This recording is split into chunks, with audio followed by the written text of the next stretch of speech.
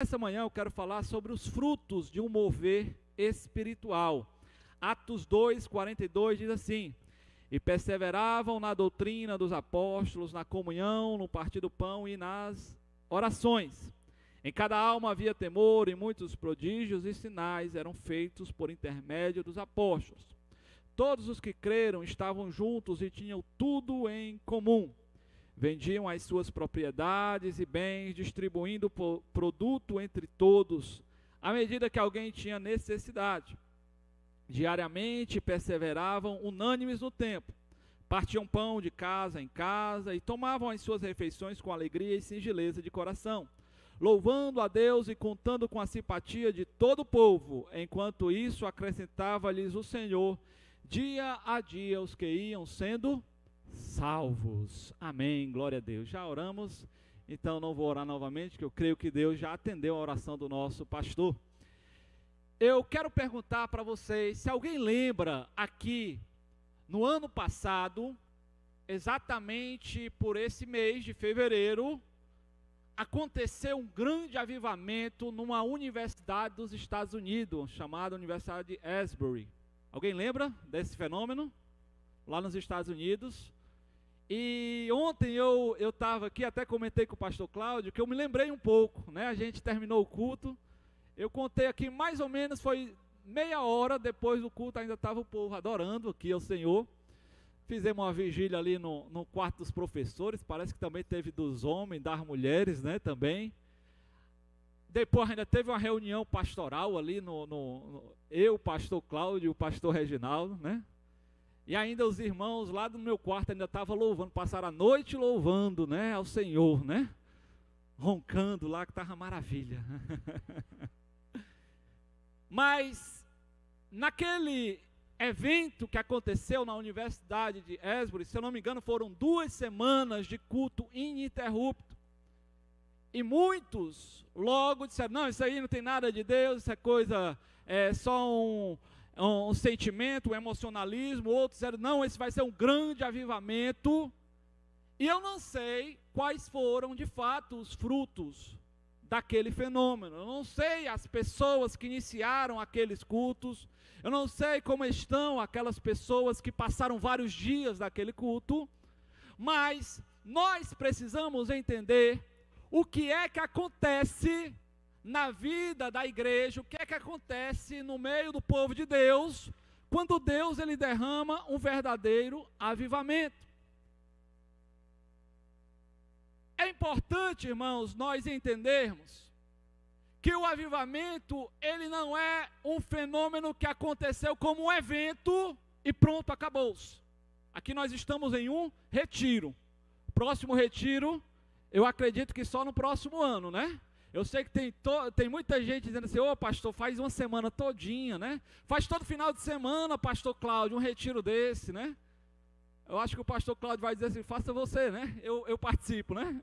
Organize aí que eu participo. Mas nós não podemos ser consumidores de evento. Quando a gente olha para o livro de Atos, você não vê os discípulos, você não vê a igreja primitiva promovendo vários eventos de avivamento.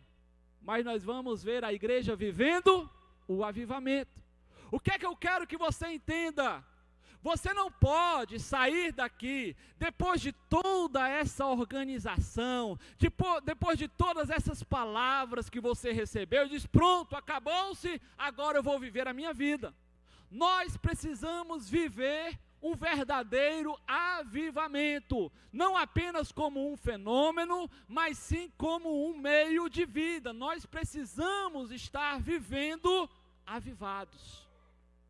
E viver avivado, irmãos, não vai depender de eventos como esse, porque existe uma série de crentes, às vezes líderes, eu creio que aqui não tem, mas diz assim, não, vamos ter que fazer um evento aqui, aí agora o mês de março tem que ter a semana pentecostal, aí no mês de abril vai ter que ter o culto do papoco, aí vai ter que ter vários eventos para promover isso, porque no dia a dia, num culto de domingo como um culto qualquer, numa oração qualquer, Deus não pode derramar o seu poder.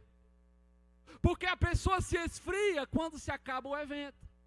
E nós precisamos, irmãos, analisar como é ou quais são os frutos de um mover espiritual.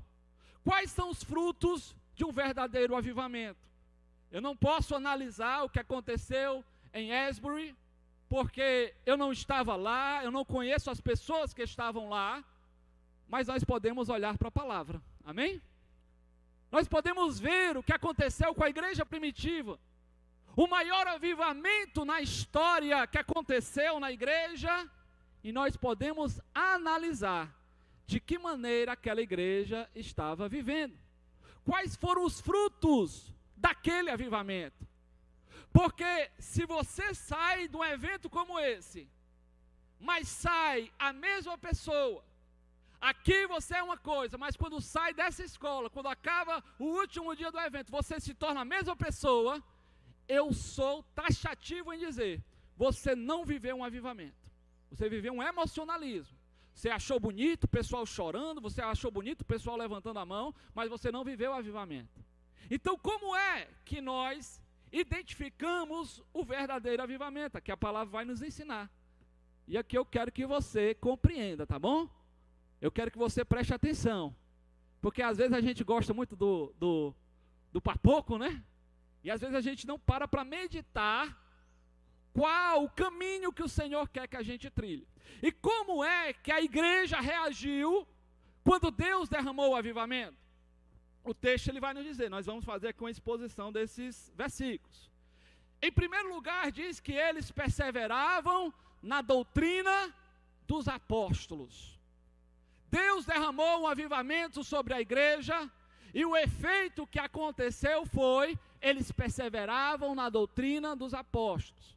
Irmãos, é possível alguém estudar teologia, conhecer doutrinas da Bíblia, sem um avivamento? É possível. Um ateu pode estudar teologia, um crente cru pode estudar teologia, pode. Agora é impossível uma pessoa que vive um avivamento e não tem prazer em conhecer a Deus através das Escrituras. É impossível você dizer assim, olha, eu estou avivado, mas eu não gosto de Bíblia. Eu estou avivado, mas quando eu pego a Bíblia para ler, me dá sono. Eu estou avivado, mas eu não gosto de culto de doutrina, eu não gosto de ensinamento, eu não gosto desse negócio de ensinar, não. Eu gosto daquele fogo, eu gosto daquele movimento.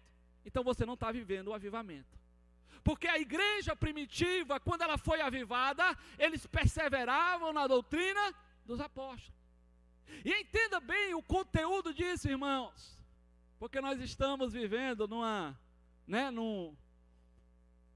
a cultura coach está entrando muito nas igrejas, e a gente gosta daquela palavra bem emotiva, né? Palavra bem emocional. A pessoa, ela lê um texto, ela sai do texto e nunca mais volta para o texto. Ela lê aquele texto e diz assim, não, agora vamos falar aqui dos fenômenos psicológicos, emocionais que acontecem na sua vida. Isso não é doutrina dos apóstolos. Isso não é doutrina da palavra de Deus.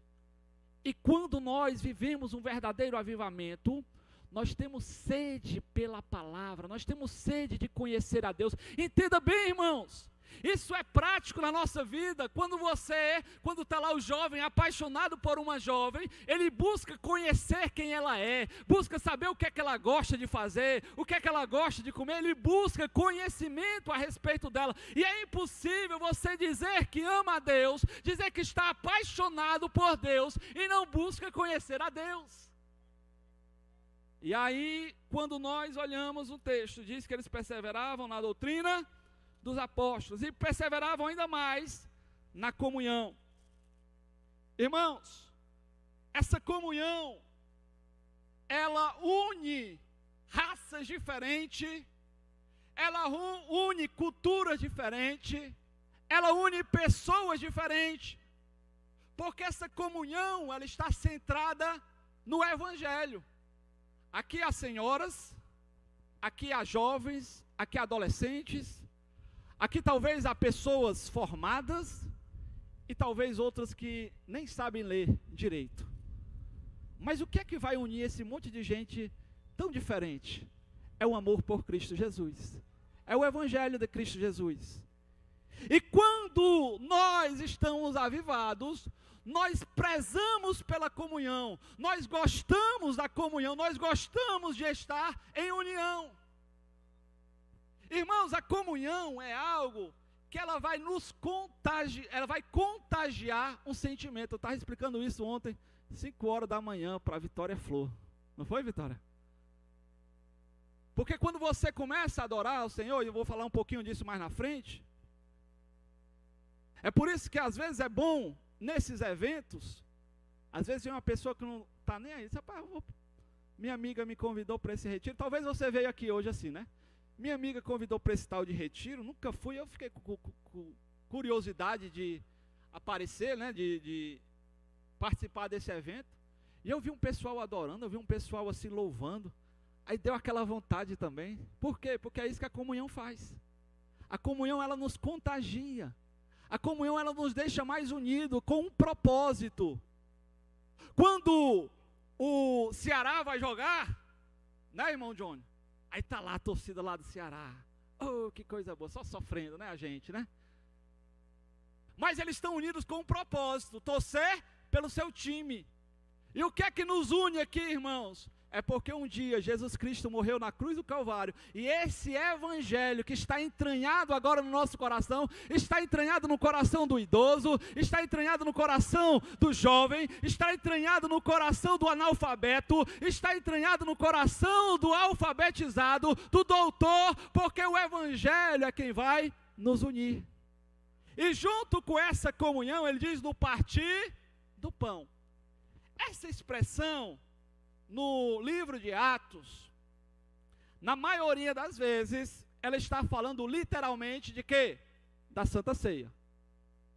Aí talvez você esteja perguntando, mas o que é que tem a ver avivamento com ceia? Né? Ceia, a gente faz uma vez por mês, o pastor disse que é a coisa mais importante que tem no culto, a gente tem que ir, senão vão dizer que a gente está em pecado. Mas avivamento é um negócio diferente, pastor, o que é que tem a ver? Irmãos, a ceia, nós nos reunimos para quê? Comer do pão e beber do cálice. O que é que significa isso? O corpo e o sangue de Jesus. Ou seja, nós nos reunimos em torno da lembrança, da memória, de que um dia Jesus Cristo morreu na cruz do Calvário. E é por isso, irmãos, que não existe verdadeiro avivamento sem cruz do Calvário.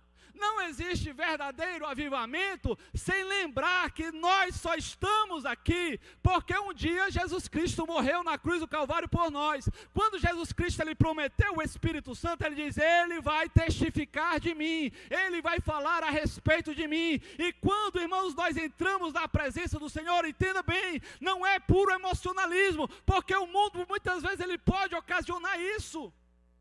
Eu me lembro quando na escola, no ensino médio, a professora de inglês disse, vocês têm que traduzir uma música em inglês.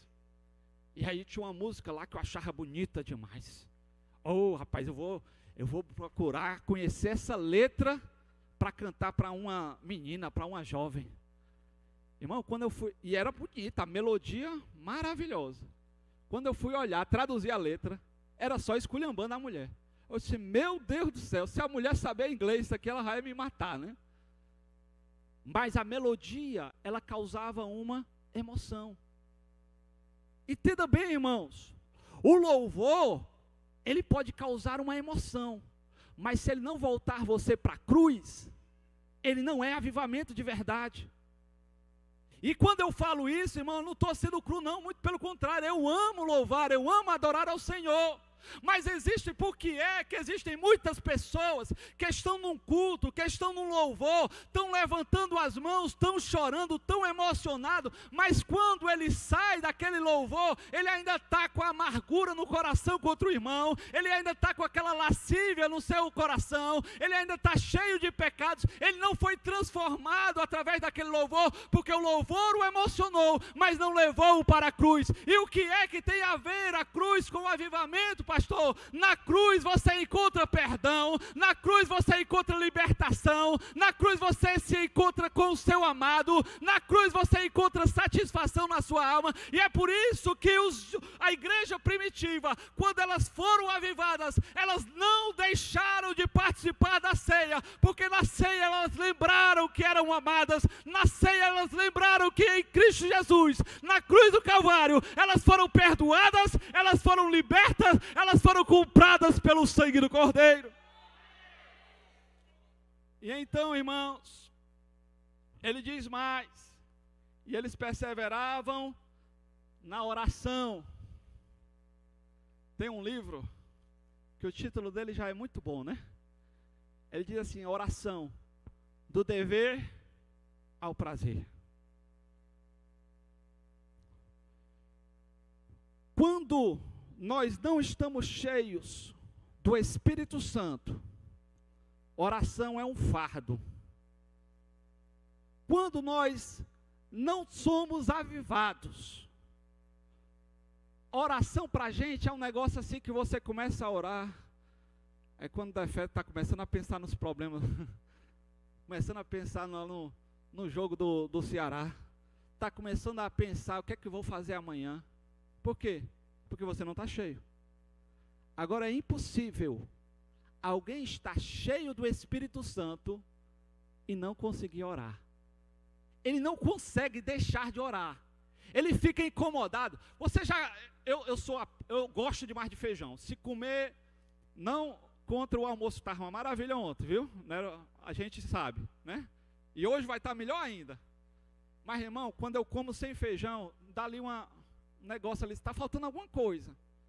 Comida, o tempero pode estar maravilhoso, mas o feijão falta aquela substância, né? Aquela coisa que deixa você firme.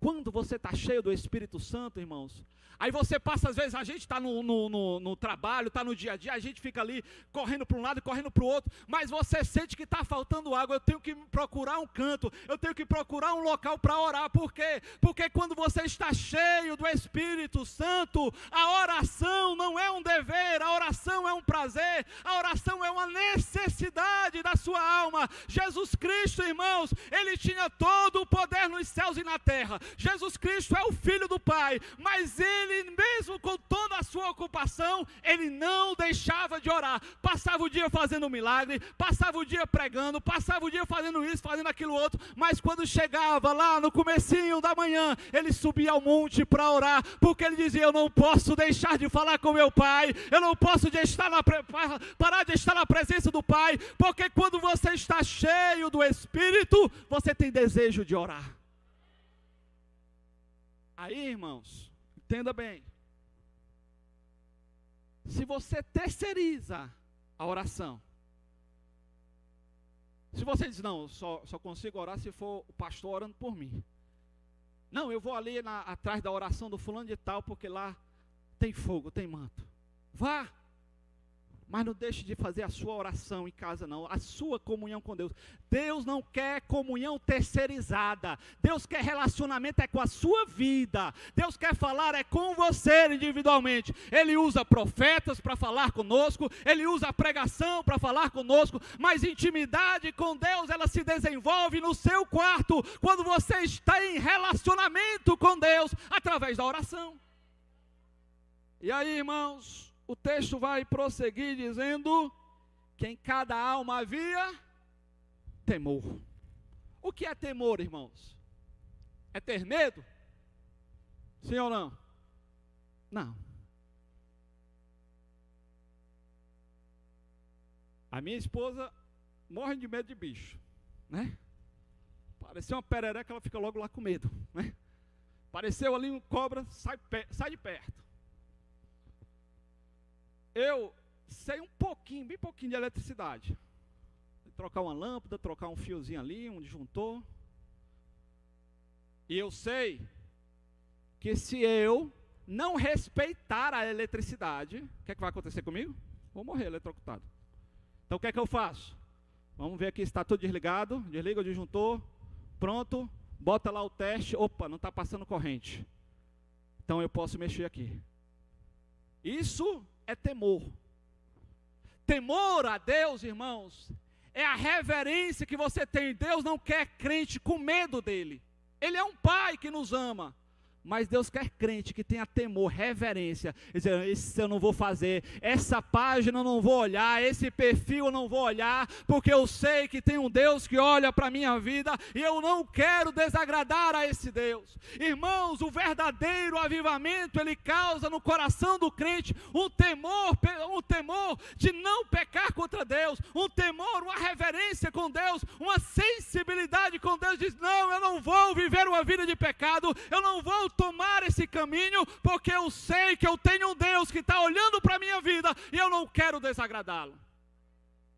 O temor a Deus, irmãos, ele gera em nós sensibilidade espiritual. Eu falei aqui ontem e volto a repetir. Aqueles que se dirigem para Deus como o fariseu, dizem assim, eu estou bom demais, eu estou mil maravilhas, eu acho que Deus olha lá do céu e olha para mim e diz, ô menino bom, né? Então é porque você ainda não tem intimidade com Deus, ainda você não foi avivado. Sabe por quê? Quanto mais perto de Deus a gente chega, mais temor a gente tem. Quanto mais perto de Deus você chega, mais você percebe o quão podre é o nosso coração. Porque uma coisa é pecar, os pecados que a gente costuma ver, né, na sociedade. Adultério, homicídio, roubo, mentira. Outra coisa é o coração da gente. Quando brota aquele orgulho, quando brota aquela inveja, quando brota aquela lascívia no coração. Aí, meus amados irmãos, quando a gente tem temor de Deus, a gente percebe que quanto mais perto de Deus a gente chega, mais a gente quer se limpar, mais a gente quer ficar alvo. O profeta Isaías, quando ele chega na presença de Deus, ele vê o Senhor num alto e sublime trono, ele vê os serafins cantando, louvando ao Senhor, e quando ele olha para toda aquela majestade de Deus, quando ele olha para toda aquela santidade dos serafins, ele diz, ai de mim, porque eu vou perecer, porque eu sou um homem de lábios impuros, e habito no meio de um povo de impuros lábios. Irmãos, uma coisa é você se comparar com o irmão que está do seu lado, outra coisa é quando nós entramos na presença do Senhor, e a gente percebe o quão pecador nós somos. Quando você é avivado pelo Espírito Santo de Deus, há temor na sua vida, há sensibilidade espiritual na sua vida, e é isso que nós precisamos buscar. Vamos lá. Não marquei o texto, eu vou... Desmarcou o vento, não foi? Vamos lá. E ele diz, e muitos prodígios e sinais eram feitos por intermédio dos apóstolos. Uma das características do avivamento, irmãos, é quando Deus derrama prodígios e sinais. Ontem nós vimos revelação, profecias, interpretação de línguas, talvez curas, eu creio que teve curas aqui. Porque quando Deus derrama do seu poder, irmãos, Ele derrama prodígios e sinais. Agora deixa eu falar algo importante sobre sinais. O que é um sinal? O sinal é algo que aponta para quê? Para Deus. O poder, ele vem de Deus. A majestade, ela vem de Deus. O milagre, ele vem de Deus. E ele aponta para quê? Para uma salvação. para uma mudança de atitude. Quando Deus ele quer mudar o coração de um povo, quando Deus quer mudar a circunstância da cidade, quando Deus quer impregnar o evangelho em uma cidade, ele derrama prodígios e sinais, ele revela aquilo que está no coração do homem, ele derrama da sua cura, ele derrama do seu poder. Era isso que os apóstolos estavam fazendo quando eles chegavam numa cidade. Os milagres aconteciam naturalmente, porque quando Deus aviva o seu povo, prodígios e sinais acontecem. Isso é clássico em todos os avivamentos. Sempre vai haver prodígios e sinais. E quando nós continuamos, diz a palavra do Senhor que todos os que creram estavam juntos e tinham tudo em comum. Vendiam as suas propriedades e bens, distribuindo o produto entre todos à medida que alguém tinha necessidade. Alguns dizem assim, olha, que é a primeira comunidade comunista. Se você já pensou nisso, eu digo que você está errado. Por quê? Porque aqui não tinha um governo para dizer assim, olha, você não vai ter mais salário não, você vai ser tudo igual, tudo a mesma coisa. Não. E por que é que eles vendiam as suas propriedades e distribuíam segundo cada um tinha necessidade? Sabe por quê? Porque eles se viam como família. Se o Timóteo tiver um problema lá e você precisar vender sua casa, seu carro, você vende, pastor? Na hora. Por quê? Porque é família. Os discípulos, a igreja primitiva, eles estavam tão apegados com o outro, que ele olhava e falava, ixi, esse aqui está passando necessidade, vamos ajuntar aqui, vamos fazer alguma coisa. Aí dizia, agora não tem dinheiro, não, vende o terreno para ajudar aquele irmão. Quando nós somos avivados pelo Senhor, nós temos um espírito altruísta, nós desejamos contribuir, nós temos um coração para doar, nós temos um coração entregue à necessidade de cada um. Não existe, irmãos, verdadeiro avivamento quando existe coração egoísta que só pensa em si. Quando o coração, irmãos, está avivado e tem um irmão passando necessidade, ele é capaz de vender até um bem para suprir a necessidade daquele irmão. Eu não estou dizendo que você, o irmão só come frango e eu como carne, então vamos cortar aqui. Não estou dizendo isso. Mas em um momento de necessidade, se o irmão não tem nada. E agora a igreja é bem pobrezinha, mas não tem problema, cada um dá 1 quilo de arroz, 1 quilo de feijão, vamos fazer aqui uma cesta básica e junta. Porque quando Deus derrama um avivamento, não tem como você ter um coração egoísta. Vamos lá. Que mais que é características de um verdadeiro avivamento? Eu fui tirar o celular daqui, agora está só desmarcando, mas vamos tentar de novo. Diz, diariamente perseveravam unânimes no templo. Aqui o que eu tinha acabado de falar, adoração comunitária. Não existe avivamento na vida de um desigrejado.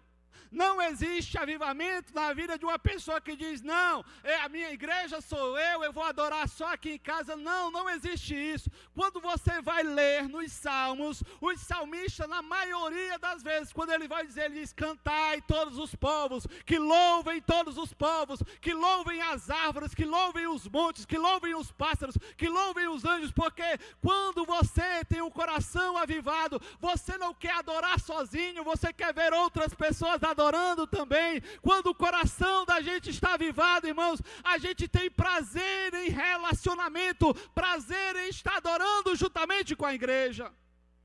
E como nós falamos, essa adoração comunitária, ela tem um poder tão grande, irmãos, porque nem sempre a gente está bem.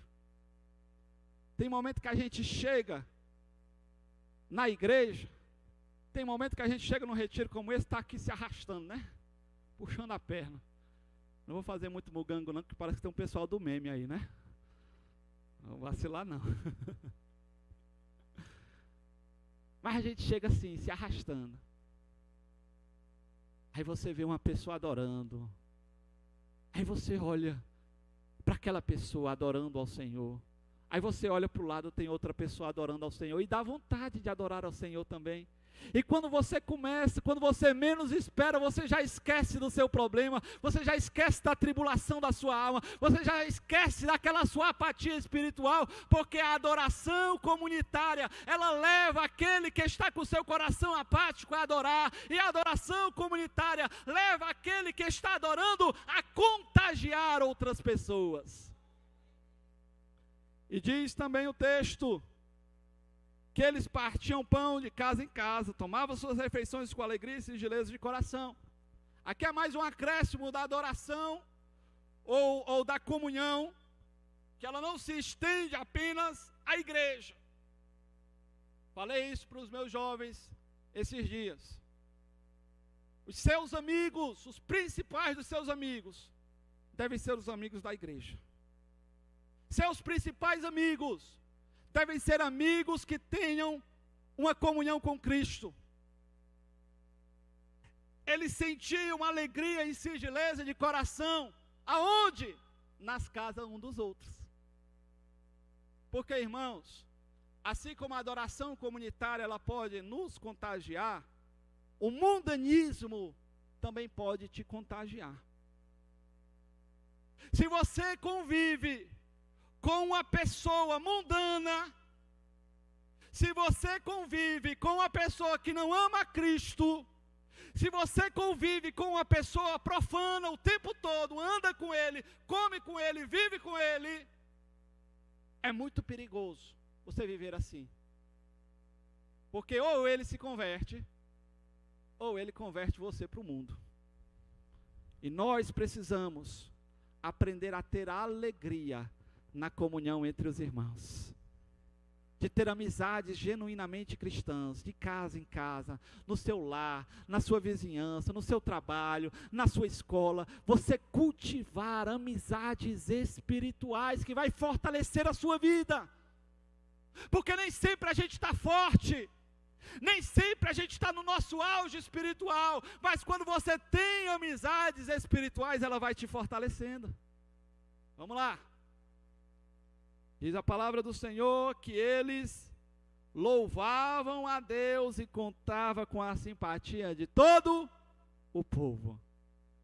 Qual é a característica de uma igreja avivada? Ela tem testemunho com os de fora. Uma igreja, irmãos, que ela é avivada, ela é conhecida não por uma estrutura. Oh, que igreja bonita! Oh, que irmãos bonito, que se veste bem. Mas de homens e mulheres genuinamente espirituais. O mundo, ele não consegue saber. A gente sabe, porque a gente já sabe o que é o cristianismo, a gente já sabe o que é o evangelho. Você sabe quando uma pessoa é cheia do Espírito Santo ou não. E a gente diz, esse fulano aqui é cheio do Espírito Santo, é um homem de Deus, uma mulher de Deus. Aí o mundo não sabe identificar direito isso. Mas ele percebe uma coisa, esse irmão aí é um negócio estranho, esse aí é crente mesmo. Ele não sabe dizer por quê. Porque ele não sabe entender que uma pessoa cheia do Espírito Santo, ela é diferente. Mas ele percebe quando a pessoa é cheia do Espírito Santo. A igreja primitiva era cheia do Espírito Santo. E eles tinham bom testemunho da igreja. Eu conheci, irmãos, não é lá do Mirim não, nem daqui de perto. Mas eu conheci um homem que, bom, ele nem sorria para não pecar. Aqui, crente, as funcionárias do trabalho dele tinham que estar com a saia até aqui. Não podia sorrir também, porque senão podia pecar. Era uma santidade medonha. Aí depois me contaram que ele tinha uma arrumação de o cachorro dele fazer lá as necessidades, aí ele botava num saco. Ao invés de botar no lixo, ele jogava para o lado do vizinho. Aí, rapaz, que crente é esse, né? Não tinha testemunho. E quando nós somos crentes espirituais, nós temos um bom testemunho com os de fora. Quando eu falo isso, irmão, não é você vestir uma capa de santidade, está lá passando uma pessoa do mundo, fala com você, diz, eu não vou nem falar para não me contaminar. Não, não é isso não. Mas ele olhar para você e dizer assim, rapaz, o fulano de tal é tão diferente, ele é tão espiritual, ele é tão assim, parece Jesus. Porque é isso que o Espírito Santo faz na vida da gente. Ele nos faz parecer com Jesus. E como é que Jesus fazia, pastor? Jesus andava com publicanos e meretrizes. Pastor, eu vou lá andar com publicano e meretriz? Você não precisa ir para esses lugares, não. Mas você precisa ter uma característica espiritual tão grande, como Jesus, que andava com publicanos e meretrizes. E ele, quando andava com essas pessoas, estava lá o publicano e dizia, Senhor, se eu roubei alguém, eu devolvo 4 vezes. E eu vou dar metade dos meus bens aos pobres. Está lá a meretriz aos pés de Jesus, chorando, se derramando, porque dizendo, eu não quero mais ser a mesma pessoa. E está ungindo os pés de Jesus, beijando os pés de Jesus. Quando você é espiritual, você não deixa de falar com as pessoas de fora. Mas quando essas pessoas de fora entram em convívio com você, ela vê a imagem de Cristo Jesus na sua vida. Era isso que a igreja primitiva ela tinha. E qual era a consequência, irmãos, dessa igreja? Diz a palavra do Senhor. Enquanto isso, acrescentava-lhes o Senhor dia a dia os que iam sendo salvos.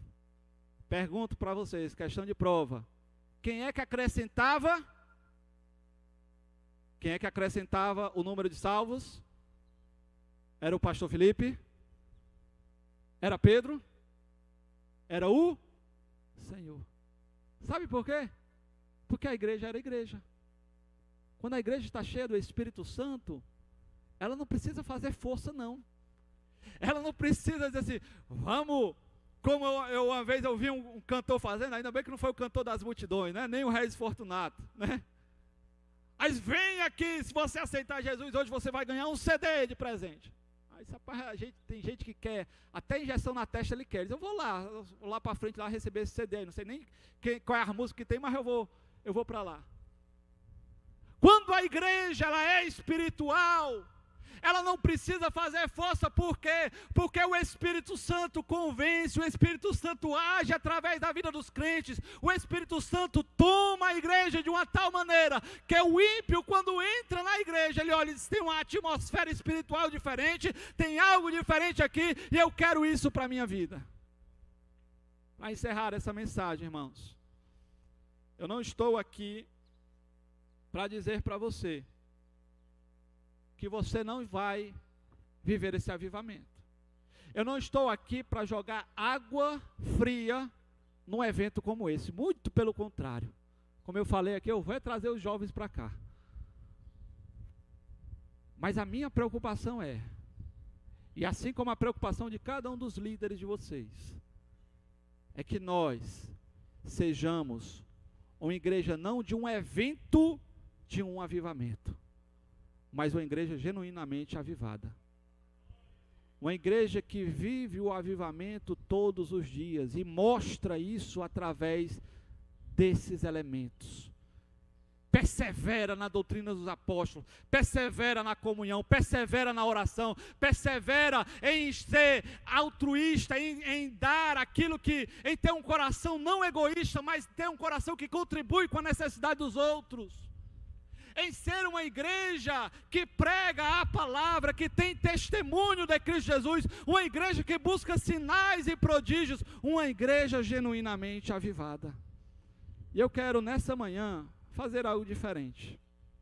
Eu não vou chamar ninguém aqui para frente, mas eu quero pedir aqui, vem aqui Lucas, em nome de Jesus, o pessoal da banda. Eu quero que você aí no seu canto, curve sua cabeça, e peça para o Senhor, Senhor, já senti tanto a tua presença aqui, mas eu quero formar uma aliança contigo. Ontem o pregador falou aqui sobre arrependimento, sobre mudança, mas vamos pedir nessa manhã, para que nós possamos viver esse avivamento. Faça sua oração com Deus aí, onde você está, curve sua cabeça, feche os seus olhos. Reconheça que muitas vezes a gente está apenas querendo ser consumista de evento. Queremos terceirizar a nossa comunhão com Deus. Mas nessa manhã o Senhor quer ter relacionamento com você, não de um dia, não de 3 dias, mas de toda uma vida até que nós cheguemos ao céu.